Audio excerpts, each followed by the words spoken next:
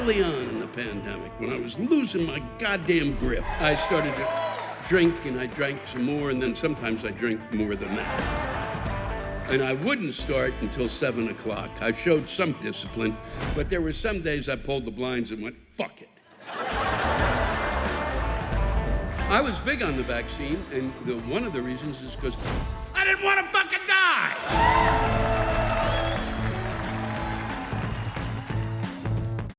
Nobody likes waking up and feeling like crap. I mean, with Ghostbed, you don't need to worry about that. At Ghostbed, you'll find made in the USA mattresses with premium materials and backed by 20 to 25-year warranties. Plus, take 101 nights to break it in with their sleep trial. Listeners can get 40% off all products site-wide. You can get 40% off mattresses, adjustable bases, and bedding accessories. Or get 50% off when you bundle a mattress with an adjustable base.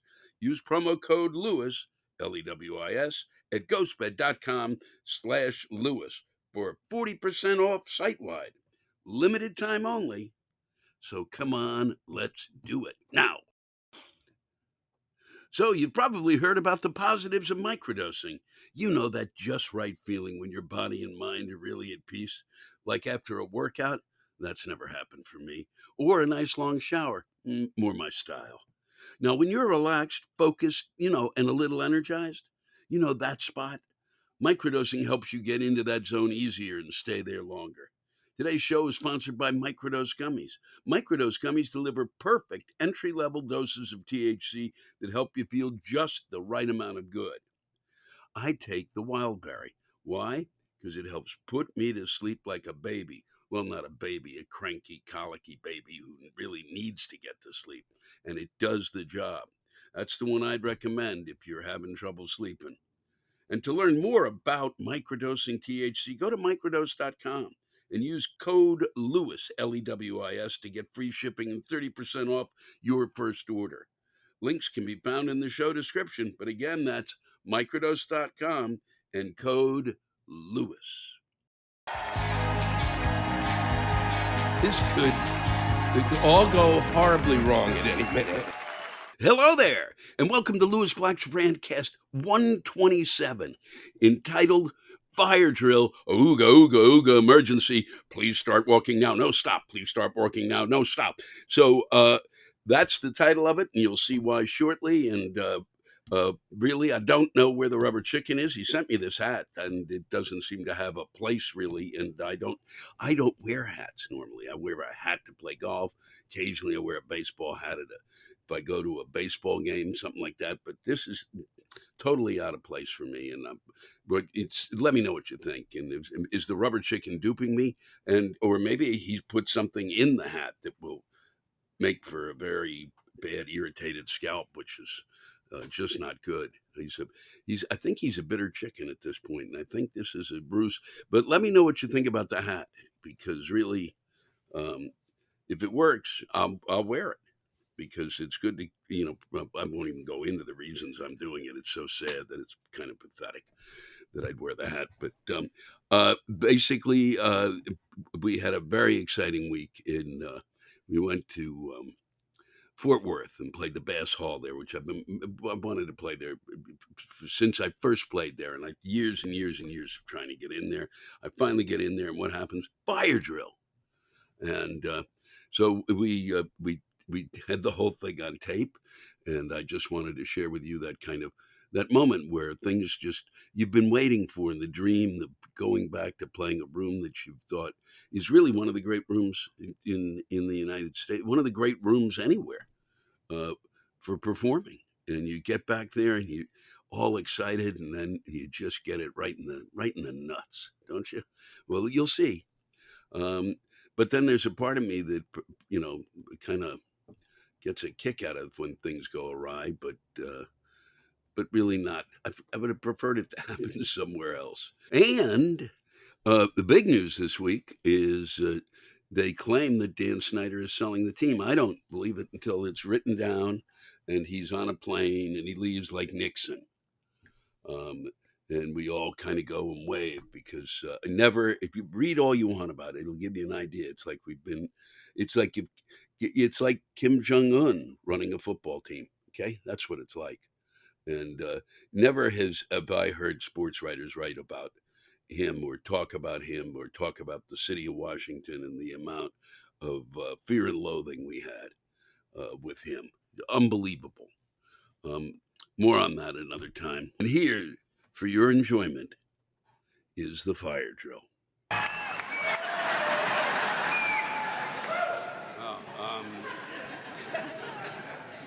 I think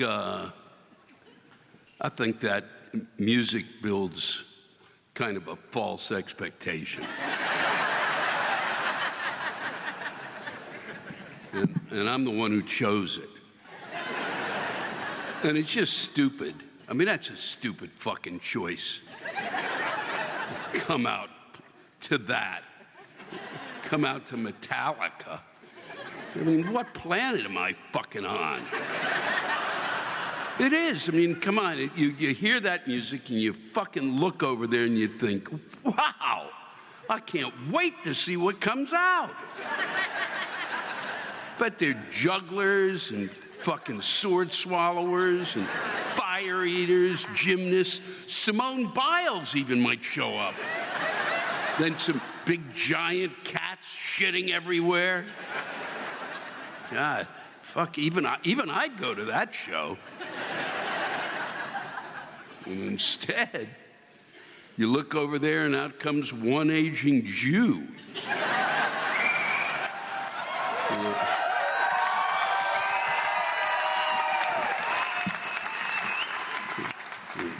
Even I was standing backstage looking around to see who was coming out.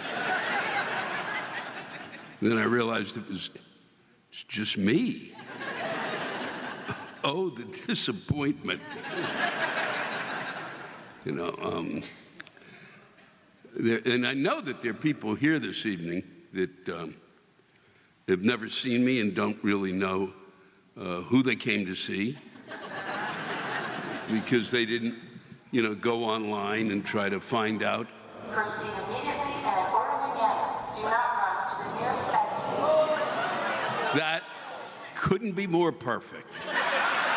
It has really been great to spend time with you. And I'm sure we'll meet again somewhere soon. Oh, perfect. I hope I can't. Well, I'm going to have to leave. You guys can hang all you want. I think we may be in a launch. They may be launching this in honor of the 25th anniversary. We're just going to send this son of a bitch into space.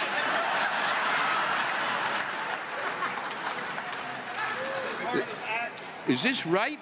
Is this part of the act? Fuck, you think I can afford this?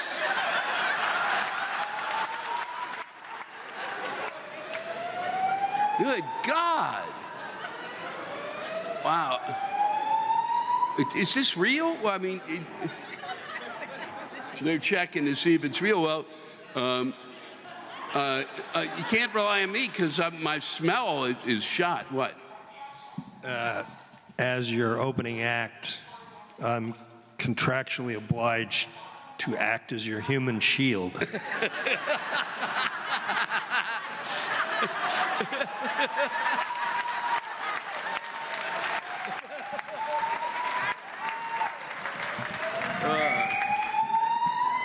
Wow.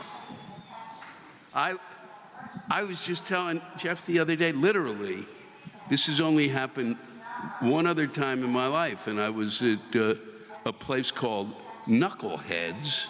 That's a comedy club at the Mall of America. And yeah, just like that.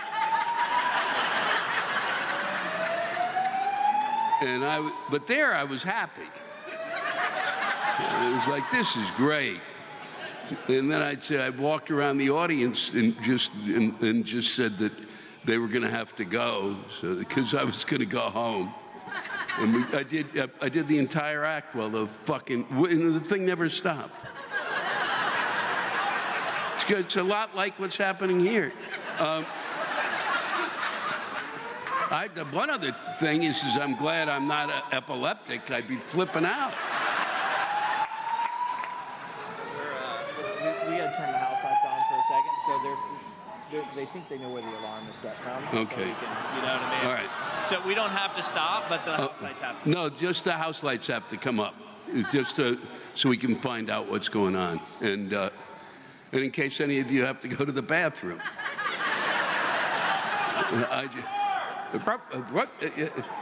I can't believe that. I can't. And you notice this happened when I said that there was obviously someone who'd never seen me before. And I know I'm in Texas. All I got to do is cross that line. And well, it's good to be here. It really is. I'm going to tell you this while we're listening to the quality of the sound of the. Yeah, it was a. Well. Wow.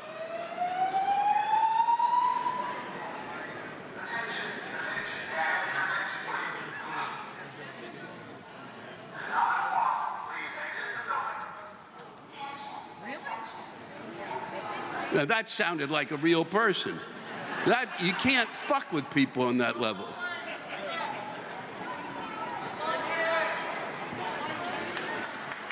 Wow. They're leaving. We gotta leave? All right. Find out. Well, this was just great. This is the most fun I've ever had doing a show. Yeah. They'll let you know what's going on as we exit. So hopefully this isn't the end. We think it's a false alarm, but they're making us remove. So, yeah. We're not going anywhere. We'll be right over here. So, yeah.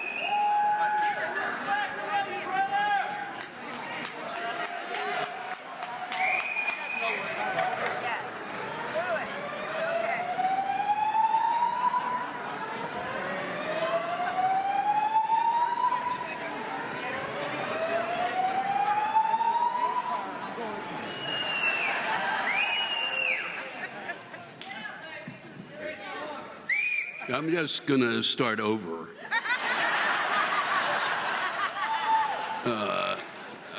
Because the way my memory works in terms of my act is if I don't start over, I'm not gonna remember anything.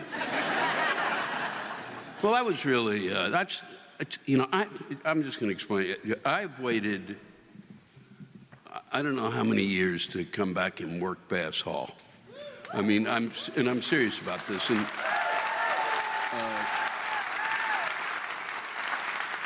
and every year we've asked to play here. This hall is used a ton, and rightfully so. And the first time I played here, I thought that no ifs, ands, or buts that this was one of the most unique and extraordinary rooms I'd ever appeared in terms of sound.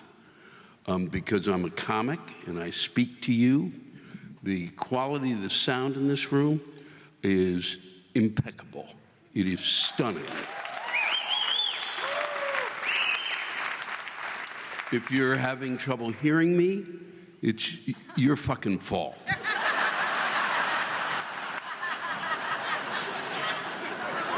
And so by the sound being what it is it creates an intimacy that is difficult to achieve when you don't have that type of sound.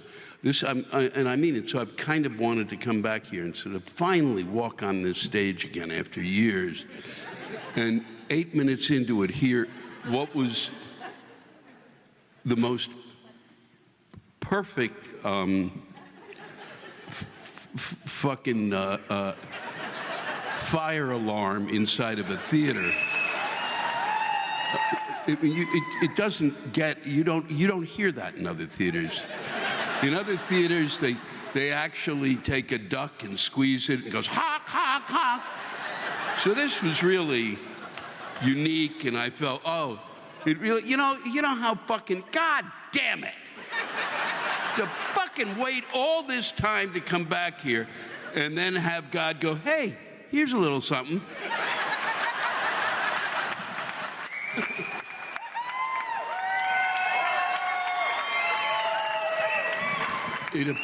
One of the rumors, and you can start your own, because the great thing, stop. You don't need to start telling the rumor now. But it's really good because no matter what happens, no matter how this show fucking goes, that you will not remember my act at all. People say, you saw Louis Black last night. How was he? You wouldn't fucking believe it.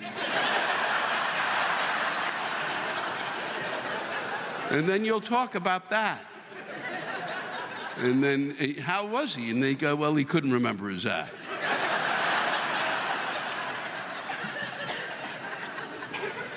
God damn it. But the rumor has it that it was a censor, so it wasn't somebody pulling the alarm, although that might have happened in your story.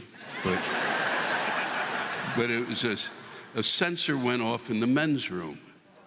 So, yeah. So it was obviously one of you guys. And so you'll each be patted down when you leave. What I was talking about was the fact that there are people who come to see me and have no idea what they're getting themselves into. And this is a perfect example. And there you have it. I want to thank the audience in Fort Worth because they truly responded well through the whole thing and came back with energy, because that could basically kill the show. And it was really a pleasure to work with a group of folks like that who'd been through it. And we'd went on to New Orleans, where we are. I'm talking to you from New Orleans now, and I have to leave, which makes me weep, because I thought I could gain an extra 15 pounds here to bulk up, because I'll be trying out for a couple of the football teams, and you really got to get. I'm lacking a little meat in the chest, so. But I got to go. I had a dinner last night that I think was beyond belief at a place called Oceana, recommended by Kathleen Madigan, who apparently has become a foodie while my back was turned. And we are on our way to Arkansas. I've played Little Rock twice in my life, and this will be the second time. I'm looking forward to it. But I'm going to leave you with this. And once again, an exceptional group of ranters. These rants are written by the folks of Shreveport, Louisiana, in honor of our visit to New Orleans. And just to get you the date, it was recorded on January 10th, 2016. And the same complaints would have been probably in place in January 10th, 1916. And because nothing ever changes. And we always have something to bitch about. Please enjoy it. I hope you do. And I know I enjoyed reading them. Always a pleasure to spend time with you. And take care of each other. So you've probably heard about the positives of microdosing. You know, that just right feeling when your body and mind are really at peace, like after a workout or a nice long shower. When you're relaxed, focused, and a little energized. Microdosing helps you get into that zone easier and stay there longer. Today's show is sponsored by Microdose Gummies. Microdose Gummies deliver perfect entry-level doses of THC that help you feel just the right amount of good. I use them at night. Yes, I do, the Wildberry. And I will tell you this, I fall asleep and I sleep much better. And the anxiety returns, but I go, ha, ha, ha, I'm microdosing. Okay, So to learn more about microdosing THC, go to microdose.com and use code LEWIS to get free shipping and 30% off your first order. Links can be found in the show description, but again, that's microdose.com and code Lewis. Look, there's a lot of stuff in this world that really irritates me. It's why you listen to this podcast, right? Maybe you agree, maybe you don't, but I know one thing that everybody doesn't like, and that's bad sleep. Maybe you're laying in bed just trying to get to sleep in the first place, or maybe you're a hot sleeper, so you're waking up dripping in sweat. That's why I'm glad to partner with GhostBed. They're a family-owned company, and they've been around for 20 years, so they know what they're doing. They don't just slap together mattresses like some of these other companies, or like I do my act. No, they actually take the time to make a high-quality, made-in-the-USA mattress that's going to help you get the sleep you deserve, and it's going to last. If you're a hot sleeper, you'll want to check out the GhostBed Luxe, which is dubbed the coolest mattress in the world. Try out your mattress for 101 nights with their sleep trial. Shipping is free, and most orders ship within 24 hours of checking out. Listeners can get 40% off all products site-wide. You can get 40% off mattresses, adjustable bases, and bedding accessories, or get 50% off when you bundle a mattress with an adjustable base. Use promo code LEWIS, that's LEWIS, at ghostbed.com/Lewis for 40% off site-wide. Limited time only, so get on it. So now we go live? No, I don't want a software update, you fuck. No, I don't. Son of a bitch, I bet it's doing it. Oh, this prick, this could fuck the whole thing. Jesus Christ. Don't verify the update. It verified the update. It fucked me. It went off. Son of a bitch. We're going around the country and I'm standing here with a blank fucking screen. The first question was, how much wood would a woodchuck wood? It turned off. Oh, now it's back. With that fucking Apple, I hate Apple. I do. What I do is, we're going live out throughout the country, okay? That's one of the things we're doing right now. We are. Make sure this, see if this fucking works.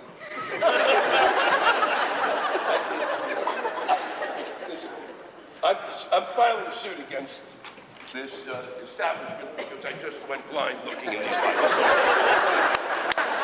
I got fucked on that. I don't know how it did that. It said that, and I think I hit the wrong thing.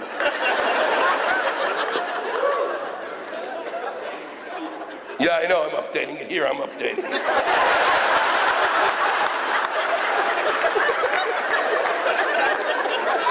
So, I really apologize. And I apologize for those of you at home. I shouldn't be handed equipment at any time.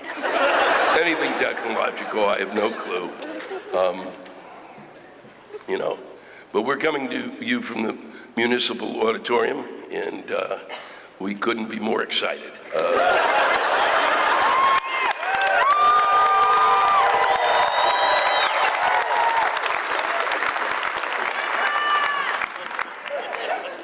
And I tell you more about where I am, but I want you to guess, because I want you to figure it out, because I think it's important, because I have been here, and I know after being here for 4 hours, I know nothing, except that the people who came here, do them in the Municipal Auditorium tonight, have been a splendid audience. And,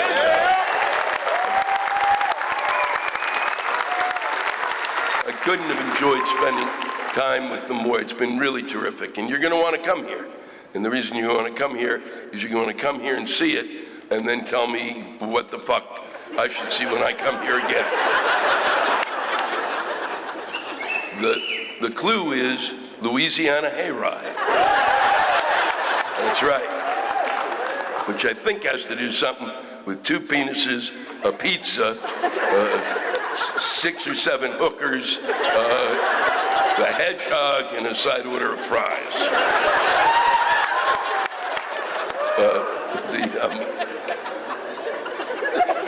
It's also, I'm appearing on the stage. One of the big things is that Elvis appeared on the stage.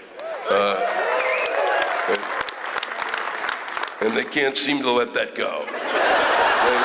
He was here, and God damn it, he was here. You're gonna get to play here, but he played here. No matter what you do, it is utterly meaningless because he played here. You know, you came out here with your fucking dopey iPad and just shit all over the stage. But Elvis, with just a guitar and a song in his heart, went on for hour after hour, fucking changing the DNA structure of the entire audience. People came in, literally the improvement in their IQ, they went up 30, 40 points after Elvis sang. Many people threw their crutches down and danced for the first time.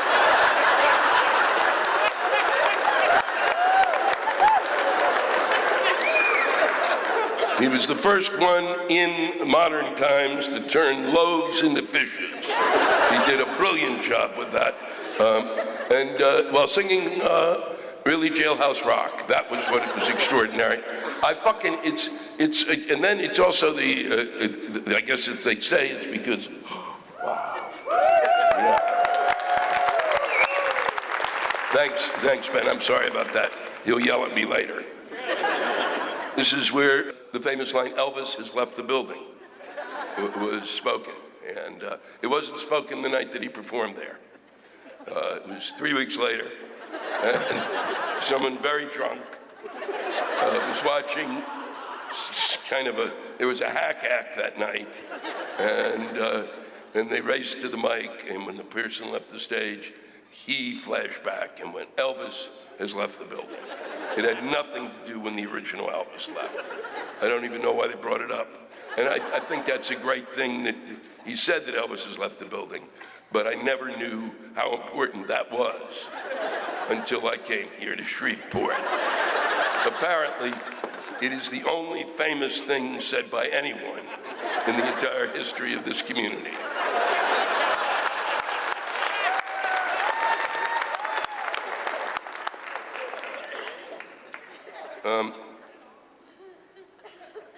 North Korea's nuclear bomb, they don't have one.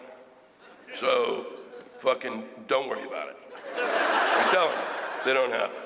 And if they do have it, there's still no reason to worry about it because it'll take a gazillion North Koreans to throw it that far. Okay? And after the North Koreans, after that fatty fuck leader there hears that Elvis performed here, he will not throw it in your direction.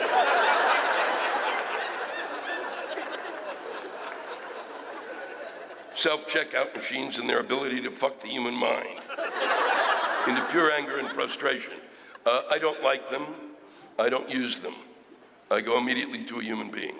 I find it more difficult, really, because is when I'm on the phone, and when the machine just starts, and your name is, my name is, get me a human being. I didn't understand you. Well, I didn't mean for you to fucking, and I can go on and fucking on and fucking on for hours until I finally, then of course there's a secret way you can do it, and if you dial the Ukraine, and they patch you in through Al-Qaeda.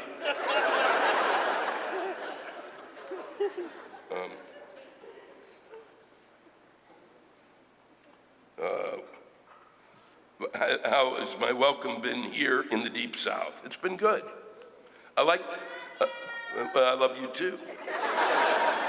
No, we've had a good time. I like coming down here. We don't get the size of the audiences we get in other cities. I think a lot of people are afraid of me down here.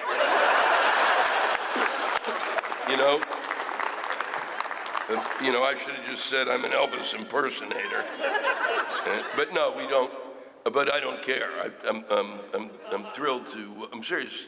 I'm just glad that because really the venue is the one that you might suffer a little because I couldn't draw, more folks. And it's been that way in Montgomery. It was like half full or something. And I don't care. I like coming down here. I like traveling around. I saw a part of Louisiana that made me wonder what the fuck is going on. When we drove from Baton Rouge to here, there's a stretch of road that there are things happening that you should be investigating.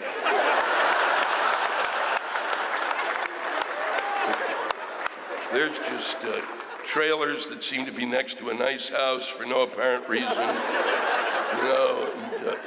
A lot of, what is that stuff, the pig stuff, the cracklings. There seems to be, you guys, I get it, I like cracklings, but John the whole time's going, what's that with that fucking crackling shit? There was one called Pigtails, and I was excited about that, but John was more excited to think that it was actually, what they did was they took young girls and got their pigtails, clipped them off, and deep fried them. So, but there's a whole industry. You've got a crackling industry. How much crackling would be needed it's a 10-mile stretch, and there's 60 places to get crackling. Holy fuck, is it a requirement that we gotta eat the whole pig by Thursday? Is there really some fucking requirement going on? I've never seen it. I like those fuckers, and I'm always kind of amazed when you go into a truck stop and they got 500 bags of it, and you go, who the fuck do you think is coming in here and gonna buy this shit? One bag is enough, and then they're Cajun cracklings, which holy fuck, and that's different, of course, from pigtails. It's fucking unbelievable. What the fuck is that about? How do you make a living just selling cracklings? Every time we drive through an area, we look around and go, what the fuck are these people doing for a living?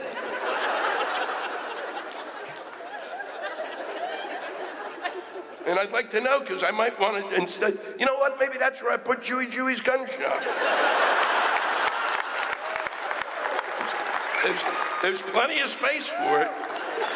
And I think it'd be a cheap start, because there's a ton of these fucking trailers and shit I could grab. We could steal them under the cover of night. Why are the seats here in this theater so small? I feel like I'm crammed in a seat smaller than one in coach on a commuter airplane. I can hardly move here, and there are lots of empty seats. This is ridiculous. Well, here's the problem, okay? I know there are lots of empty seats. Well, if you're sitting, you could sit in between like two seats, but you're still gonna be in a small seat. So there's no way out of it. What they're not gonna do, you've gotta realize, all the theaters in the country, the seats are this small. Every night we perform, people always go, holy fuck, I can't believe this seat is this small. That's the way it is. Because back then, when the theater was built, as a matter of fact, when Elvis left the building, the average weight of most Americans was 137 pounds. They were eating just thimbles of stuff, and cracklings hadn't been invented yet.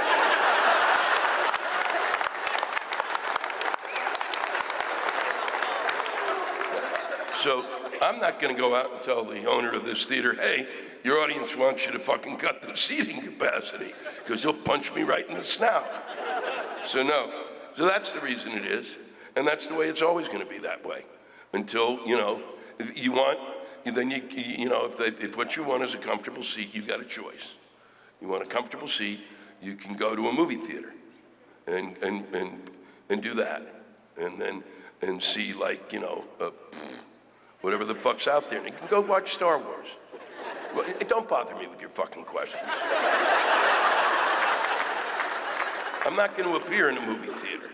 This is where I get to come, and I force people to sit in tiny little seats. A lot of the times, I have John and some of my staff goes out, and we practice Japanese foot binding at the same time. Why are you, this is perfect, John, why are you 12 minutes late to the stage? Because because we had to finish a bag of cracklings. We had a bet going, and we were eating them, and then John went, holy fuck, it's 12 after. How the fuck? I mean, what were you, how fucking limited a life are you that you're sitting there, well, that son of a bitch. Where did you have to fucking be? Did you miss a potluck supper or some shit? I knew I should have gone to that. These cocksuckers aren't showing up. The theater tells us when to come on. We don't sit in the back going, hey, shoot me up again. We don't do that.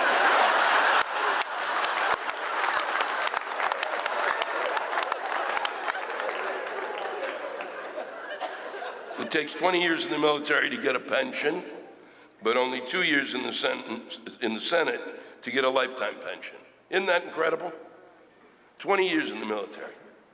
Everything that goes on in terms of what goes on in terms of our Congress and the way in which they're treated financially and our military should be flipped. No ifs, ands, or buts. There's no discussion. You win a Senate seat in this country, then you get to go and work in a firm that goes and does shit with the Senate. And then they pay you a phenomenally good wage. And even Donald Trump would say that. It's the way it is. So fuck them. If you're in the military, you get out and everybody goes, well, what are you going to do? And you're limited, seriously, in terms of the type of work. You spend 10 years in the military, you should fucking be getting some sort of a stipend afterwards. Or at least get your due. At least have a hospital set up that is fucking functioning and works and can do the job. No one who fought for this country should have to want. It's absolutely, it's batshit fuck crazy.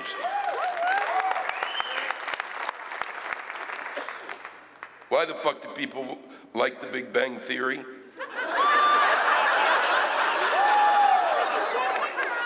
Because I was on one episode. And so they watch night after night, hoping I'll come back. My son left for Afghanistan today. Really blows. I'm thank him for his service, and it does blow. I've been to Afghanistan. It really blows. It is, it's just, fuck. I mean, I deeply appreciate what he's doing, and I'm sorry you have to deal with it. But I'm glad you came to the show tonight. I hope I helped. I hope you were able to laugh, and now I'm depressed. I was so happy when I was eating the cracklings. Now I've read this thing. I said I was going to read it because I think it was important. I think it's important that what your son is doing. I think we have a little more of a grip.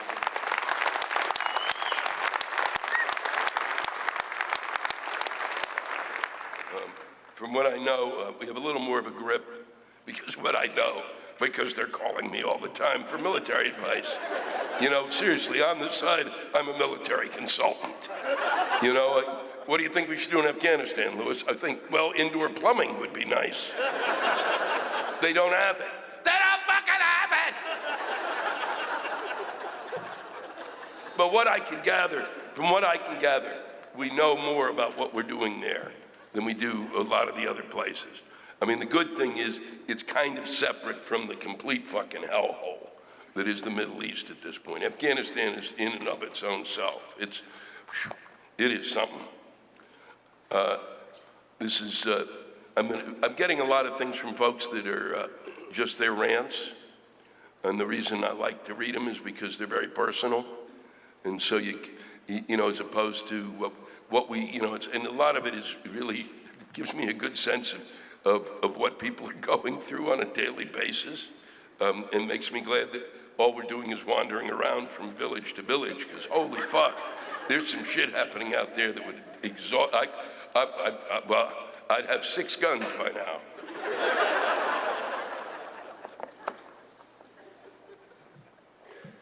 People that drive with their lights on in well-lit areas or in heavy traffic. Seriously, as for my work, I have to drive a lot, and a lot of it is at night. Why is it that people driving down a major interstate where there's about 400,000 streetlights every 25 feet feel the need to drive with their bright lights on? It drives me fucking crazy. Especially when some, say, 108-year-old driver that can barely see over the steering wheel, driving 35 in a 65 speed zone, has to just turn on their brights to drive. So I say, okay, fine. I guess they just can't see and need some new Coca-Cola bottle style type glasses that are about as thick as a steel girder just to see. Since, instead of asking someone to drive them somewhere, they feel the need to fucking drive themselves as if it were a blind person reading the lines of the road as if it were fucking Braille.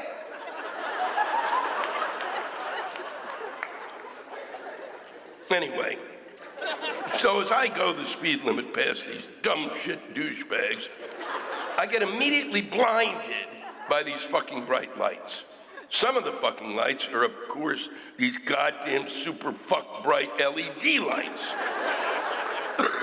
which I eventually see is not an old person at all driving, because an old person probably doesn't even know what the fuck LED means. Unless it's their support group that they're in, Let Elders Drive. But I digress and eventually see it's some young prick, probably driving their douchebag hipster parents' Audi or BMW. This totally baffles me. I mean, is there driver's ed anymore? Or do they just now tell them, well, you see, in order to turn the lights on, you have to twist the non-windshield wiper sticky thingy that has the ball with the lines all around it. But don't forget to push the fucking stick towards the way you're driving so the lights shine that way and you see the big fuck blue icon on the dash. I mean, seriously, aside from that, what pissed me off the most was that on several occasions, especially after we set the fucking clocks back, was that it wasn't even fucking dark out yet. And these beyond stupid shit ass for brains drivers had their brights on then. Can you please send a public service fuck announcement to the drivers of this country, namely in New Jersey, as a reminder that if you see the fucking cars around you, of course, all with their fucking lights on, the normal ones, to turn your lights off. Fuck! Oh, and P.S., fucking A, does anyone know what a yield sign is anymore? I mean, come on. An ice cream truck almost crashed into me the other day. Thanks for the public service announcement. You guys have been a pleasure. Thanks, Shreveport. Take care of each other. Good night. Thanks to all of you for listening to my Rantcast. If you have a rant you want to get off your chest, send it in to me at lewisblack.com/live. You can think of it as therapy, or whatever you want to think of it as. Just let it rip. And I want to thank the true stars of our show, the ranters, and the splendid rants they gave us. Lewis Black's Rantcast was created and hosted by me, Lewis Black. Our live rant audio was produced by James Salter. Our theme song by Chris Lane. Executive producer, Ben Brewer. Executive producers, Matt Kleinschmidt and Robert Kelly for the Laugh Button Podcast.